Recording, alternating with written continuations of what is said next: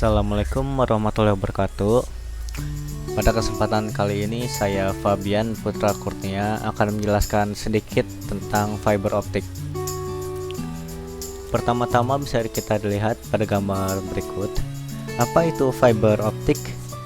Fiber optik merupakan kabel yang terbuat dari kaca atau plastik yang sangat halus dan lebih kecil dari selai rambut, dan dapat digunakan untuk mentransmisi sinyal cahaya dari suatu tempat ke tempat lain. Sumber cahaya yang digunakan biasanya adalah laser atau LED. Konsep kerja kabel serut optik bisa dianggap seperti tabung panjang yang dinding bagian dalamnya adalah cermin atau juga seperti pipa air. Jadi misalnya seperti pada saat ada cahaya berisi data yang datang dari salah satu sisinya, cahaya tersebut akan terpantul di dalam kabel hingga mencapai sisinya. Bisa Anda lihat sendiri di sini, kabel optik terdiri dari beberapa bagian. Yang pertama adalah core, merupakan inti serat kaca yang tipis menjadi media cahaya. Cladding merupakan lapisan luar melindungi inti dan memantulkan kembali. Coating, pelindung mekanis yang menjaga serat optik dari kerusakan yang dapat terjadi karena lengkungan kabel. Dan yang terakhir, transmember dan outer jacket, pelindung yang menjaga kabel dari gangguan luar yang bisa menyebabkan kerusakan pada bagian core.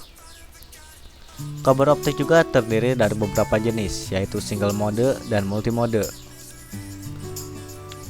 Single mode dapat digunakan di pusat data untuk aplikasi jarak pendek dan jauh karena transmisi mode tunggal mampu menghasilkan bandwidth sistem yang tinggi dan jangkauan yang lebih jauh.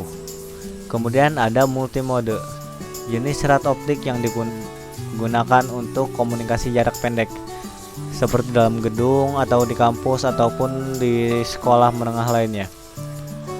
Tautan multimode dapat digunakan untuk kecepatan data hingga 800 GB per second atau per detik. Kemudian ada peralatan fiber optik. Saya akan menjelaskan beberapa dari alat-alat tersebut. Yang pertama ada fiber stripper, berfungsi untuk memotong serta mengupas kulit dan juga daging dari kabel. OTDR menguji integritas kabel serat dan digunakan untuk membangun, mensertifikasi, memelihara, dan memecah masalah sistem serat optik. OPM mengetahui kualitas dari sebuah jaringan, apakah jaringan itu bagus atau tidak.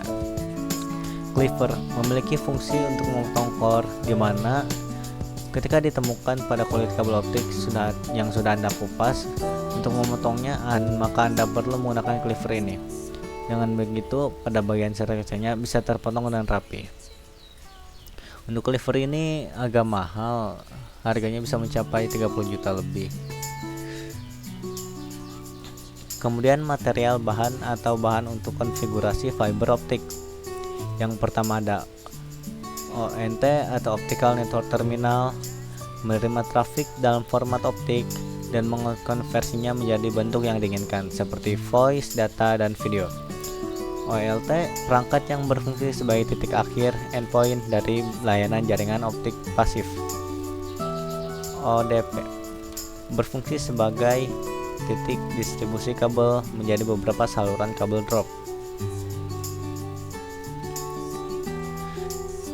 Fiber optik juga memiliki beberapa keunggulan yang bisa mengungguli jaringan berbasis LAN dan wireless, seperti jarak transmisi, keandalan, fleksibilitas, dan mobilitas.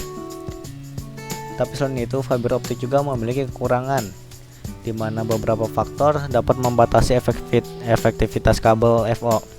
Selain instalasinya yang mahal, sistem ini mungkin sinyalnya kurang kuat. Hal ini disebabkan faktor fisik atau material. Dan seperti halnya dengan kawat atau plastik, fiber juga lebih sulit untuk disambung. Komponen FO mahal dan memerlukan biaya ekstra dalam pengaplikasian yang lebih spesifik. Mahal penginstalasiannya juga mahal dengan pemeliharaannya. Baiklah, mungkin cukup sekian yang bisa saya sampaikan. Semoga bermanfaat. Mohon maaf apabila ada kesalahan. Wassalamualaikum warahmatullahi wabarakatuh.